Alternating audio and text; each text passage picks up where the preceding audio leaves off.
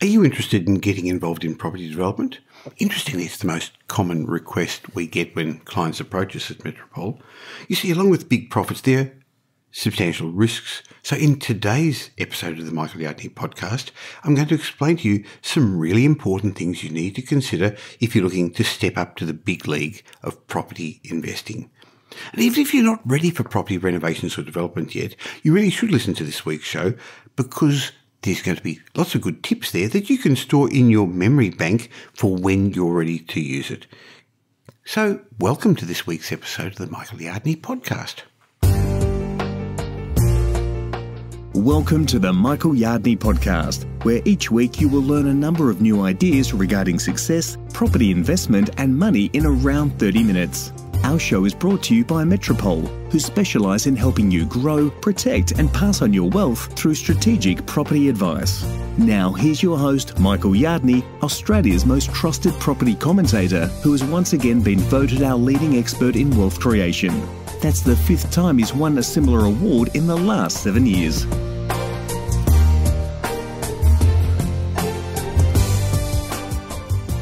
Have you ever considered getting involved in property development?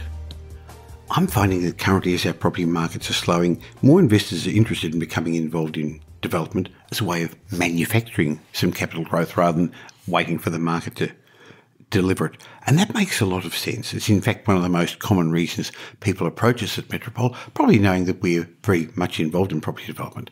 That's going to be the topic of this whole show today.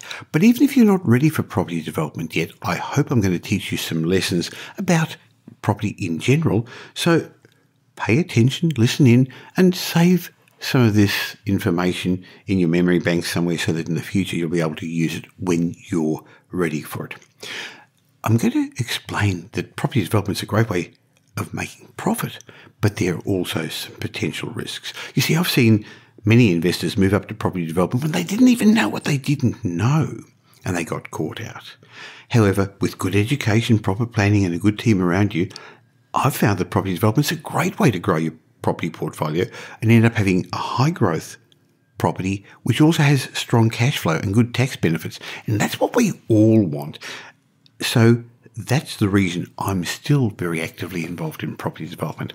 And the concepts I'm going to discuss with you today are picked out of my upcoming property renovations and development workshop.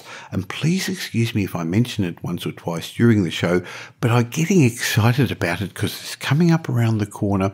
And why I'm excited about it is because I've seen the amazing results that people who've come along have had by growing their property portfolio faster and quicker and safer than average investors by taking their investments up to the next level by getting involved in renovations and development.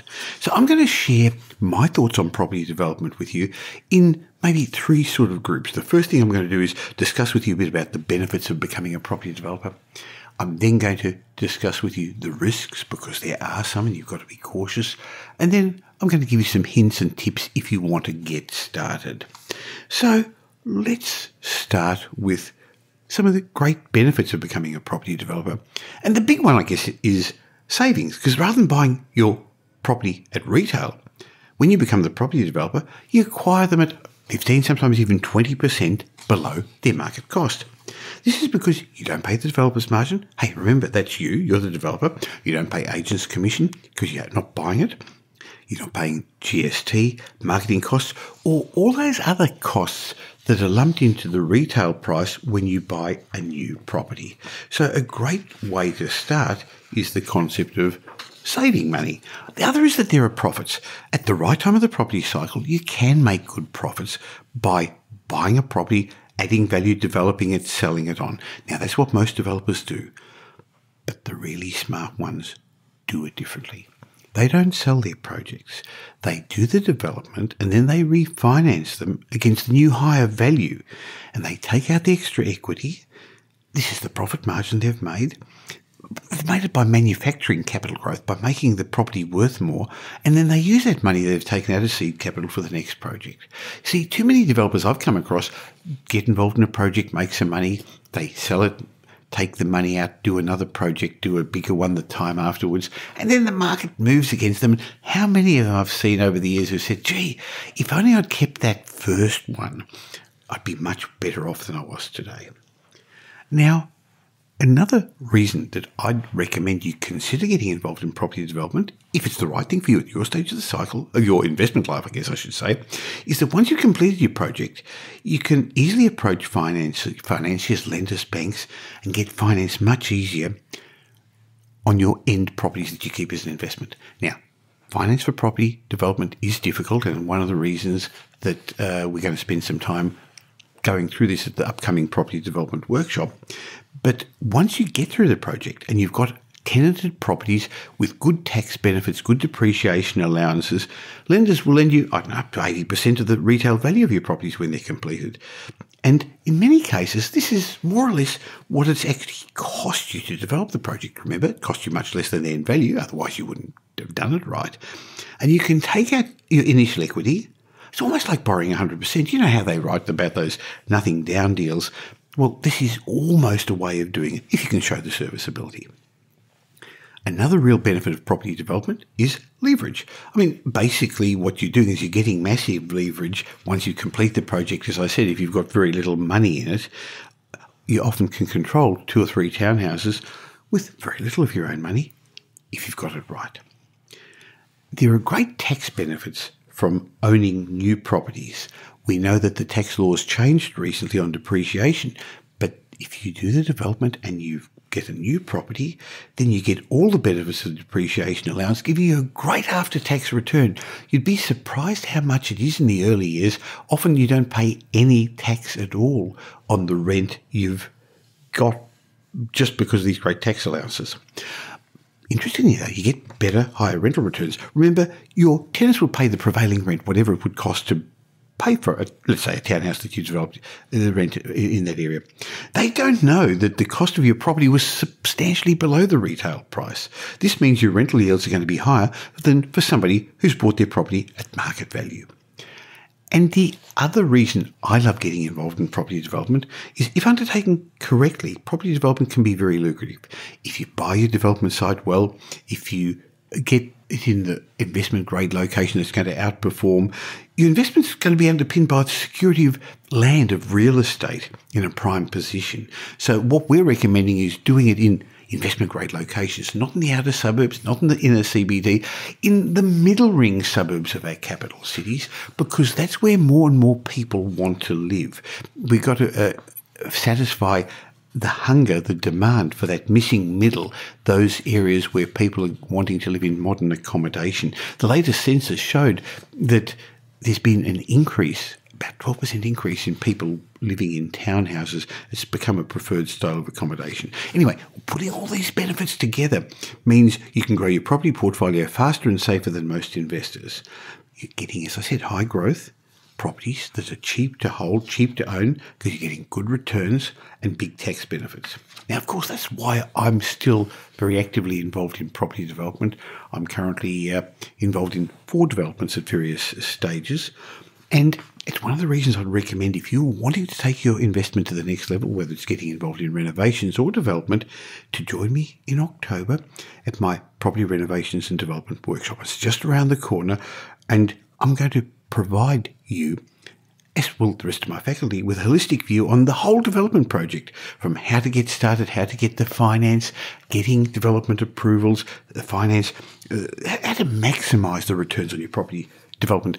And we don't teach you how to lay one brick upon another or go to Bunnings and get a trade card. We teach you the business of property development and of renovations. So it's not too late to join us this year.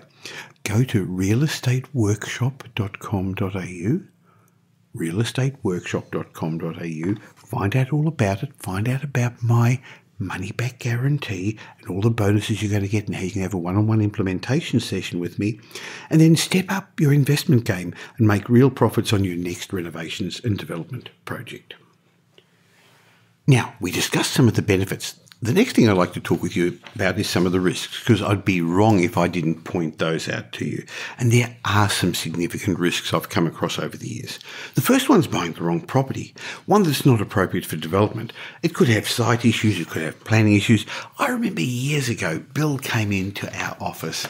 He was all excited. On Saturday morning, he went out to buy a loaf of bread and he ended up buying a property. True story. He came all excited and saying, "Michael, help me do this development because I know that's what your team does, project management, and I'm told I can get 3 units on this site, 3 townhouses." And I said, "Who told you?" And he said, the selling agent. So he went and bought this property at auction with no due diligence, and there was a 15-metre fall on the block from the front to the back. After a lengthy fight through council, we eventually got him 2 townhouses, not 3 on it. But the bargain that he thought he got wasn't a bargain at all. So first mistake is buying the wrong property. Now, the next one is buying the right property, but maybe at the wrong price. So you've got to do your numbers and figures and not buy emotionally. Currently, we're finding a lot of the potential development sites that we're aiming to purchase, our competition is owner-occupiers. We're buying in inner and middle ring suburbs of our capital cities where old houses are at their use-by date and we're now pulling them down and building 2 townhouses, but other people are looking at them to pull down and build a new home. And we can't always compete with these emotional owner-occupiers, so we've just got to let it pass. But some people are paying too much at the beginning. If that's the case, they're chasing their tail the whole project.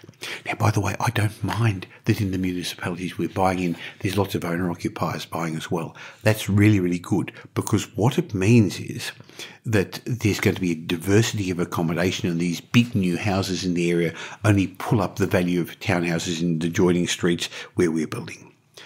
Another big mistake investors make is buying at the wrong time of the cycle and not having finance to hold onto your project. Now, we know that currently it's a flat stage of the property cycle. It's not the best stage for some things, but it's a great time to get involved in property development, because by the time you get your development approval through, the cycle will have moved on. Winter will have gone and spring will be here, and we'll finish our property developments in summer. What a great time to do it. Now, I'm not talking the exact months of the year. I'm talking metaphorically, because we're going through the winter of our property cycle at the moment.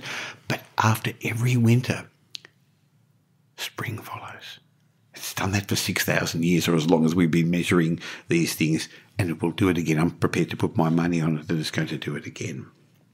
Another mistake property developers make is underestimating interest rates or interest costs. Interest is a very big cost, so you've got to get the right feasibility studies. And if interest rates rise during a development project, it could increase your interest holding costs, your expense quite considerably, and therefore lower your costs. So we factor those in detail in our feasibilities, and I'll show you how we do our feasibilities at the workshop.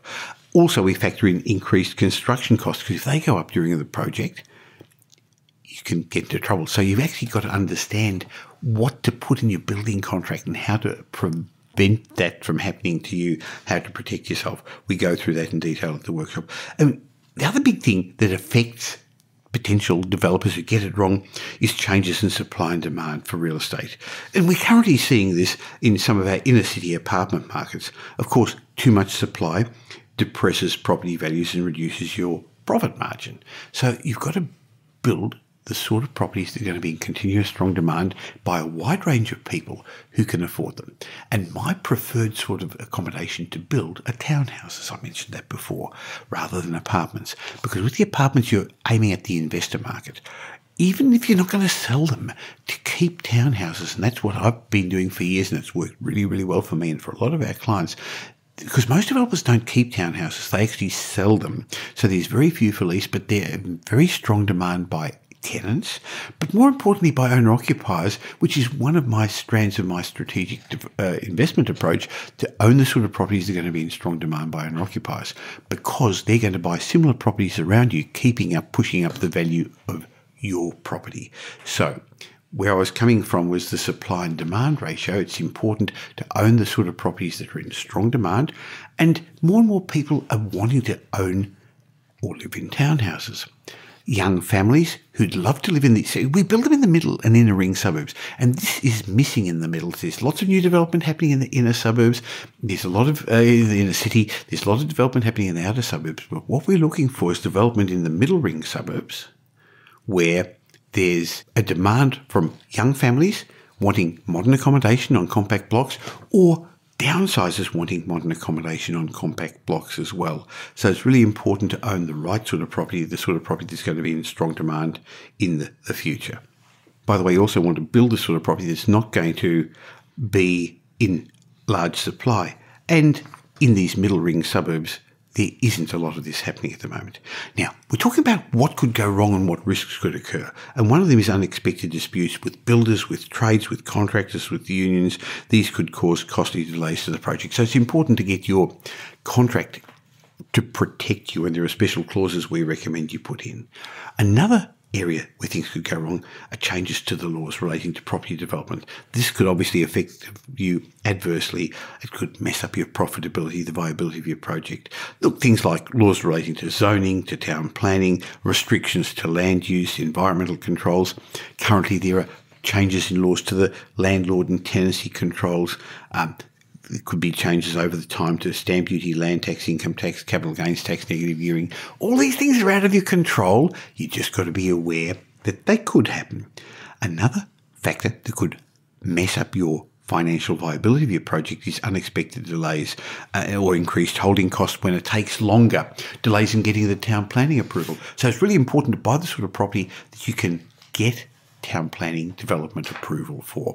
And that's one of the things that we go into great detail when we do a feasibility, pre-purchase feasibility at Metropole to buy properties for clients. And we're going to explain exactly what we do at the upcoming development workshop about how we do that. You see, there's a number of town planning development rules that you need to understand. You can see some of them on the internet. You can see some of them when speaking to the council, town planning officers across the counter. But they have these things that they call under the counter policies where they've got their preferences, and unless you know what's going on, you may think you can get a development approval through and you can't. Just because one's happened down the road or across the road doesn't mean you can get it today, because the regulations and the laws have often changed. So you can get delays at the beginning, difficulty getting development approval. You can get it later on, fighting neighbours and fighting objectors, and all this increases the cost to you, your holding costs. The other big one, I guess, is that some inexperienced developers find that some of the improvements that they've made on their properties don't result in an increased value of the properties. They learn the hard way that increases in value don't necessarily occur in line with expenditure on improvements. So this is, again, understanding your target market and what they want and what they need. So as you can see, there are many risks outside of your control as a developer. And that's why you need somebody to guide you initially as you start. So people say to me, Michael, you've written lots of books on property investment. Why haven't you written one on property development? And the answer is, I have. But I only give it out as a manual at my property development workshop, together with all our internal checklists. Now, I remember at one of the workshops last year, one of the attendees said to me, Michael, why do you give out all your internal checklists? Why do you give out all your paperwork? And I said, because you're not going to be my competition. I'm happy to hand this out and pass on what I've learned. So why don't you go to realestateworkshop.com.au. It's not too late to book in for this year in October. 2 days, let's catch up. Now, I want to give you some hints if you're considering getting involved in property development, some advice for budding developers. Because some developers move to the investors, I guess, move to the realm of property development, not understanding the rules of the game. They don't realise it's very different, and they don't know what they don't know, and they get caught out. That's why education is very, very important. Because, as I said, property development is a great way of building your wealth by having high growth, strong cash flow property portfolio. But it's a very poor way of making a living buying, developing and flipping. You know, the block or similar TV shows, they're fantasy. They're not real. You need to approach development with realistic expectations. As I said, it's a great way of manufacturing equity, but it's too hard to make a living from adding value and selling. The costs are generally too much for the small developer. On the other hand, buying a tired house on a good block of land in a great location, getting a development approval, which adds value to the property, and then replacing it with 2 modern townhouses that you're going to keep in the long term. Now, that's a great investment strategy. The other important factor to understand that currently in the tighter finance climate, it's making it hard for people to get started in property development. It's making it hard to get funding for your projects. It's likely that you're going to need much more equity and serviceability than you think you're going to need to get started in property development. Finance for property development is actually very different to normal investments. You're going to need a development-savvy finance broker on your team. And by the way, that's exactly what we discuss at the workshop and why. Because there's 2 different levels of finance for development you may not even be aware of. For smaller developments, 2, sometimes 3, depending upon the bank development, townhouse developments or unit developments. It's same as residential lending, but then it becomes what's called commercial lending. Now, commercial lending doesn't mean you're building commercial properties, but it does mean that the end result is it's harder to get finance. You go through different hurdles. They look at things in a very, very different way. It's just important to understand before you get started. Interestingly, a great place for budding developers to get started is by getting involved in property renovations. In fact, that's how many beginning developers got started and then became quite experienced in their trade. A good lesson to know is that you're going to learn much of what you need to know, and you're going to make most of your mistakes in the first 3 or 4 projects. So start small. Don't overcommit yourself financially in your first projects. And the other important thing to understand is that you need to get a good team around you. Property development's a team game. In my mind, a property developer is like a movie producer. They see something that other people can't see. So you go past this old rundown house and you can see what's going to happen there in the future. And then it's your job to get a team of people around you, just like the movie producer gets the directors and the actors and the editors and all the others people to make the end result for him. Much the same with a property developer. So the basis of my upcoming property development workshop is to teach you to be the project manager of your development, not the doer. We don't teach you how to lay bricks or get a trade card or buy paint cheaply. What we teach you to do is run the development project as the movie producer does. So my best tip for you to finish off this long-winded episode on property development is join me at my upcoming renovations and development workshop in October. And I just want to remind you, it's a training event. So please don't think this is self-serving. It is my aim to help you not make the mistakes. So there's so much I can do on the free podcast and so much I can do on the free blogs. But once a year I get together in a room with a small group of people with a faculty of people who are experts in their field, and we teach the delegates how to move up to the next level of property investment by getting involved in renovations and development. So go to realestateworkshop.com.au, find out about the curriculum, understand why you should come along. You'll get a whole lot of bonuses, including my personal guarantee and a one-on-one implementation session with me to make sure that you get the best out of it. I look forward to catching up with you for 2 days in October. Well, we're almost at the end of another show, but I'd like to finish off with a slight apology because some of you may think, hey, that was a bit self-serving. Michael spent a bit of time promoting his upcoming workshop. But the reason I did is because I enjoy it. It's one of my favourite trainings. I've run it for so long, but the main reason I enjoy it is because of the success I've seen others achieve as they've moved up to the next level. So I'd love to catch up with you there. As always, I'd like to share a review I received. And this is one from New Zealand, from Bodgy74 from New Zealand, who've written, "My new addiction." And thank you for leaving a 5-star review. He said, "I've refound Michael's amazing wealth of knowledge through his weekly podcast. Every episode has some genuine nuggets any property investor would find most useful, even if it is Australian-centric. I'm addicted, Michael. Keep them coming." Well, thank you so much, Bodgy. And as always, if you want to email me at michael@metropole.com.au, I'd love to gift you one of my books as a way of saying thank you for leaving that lovely review. And I look forward to catching up with you again next week to share some insights into property investment, success, and money.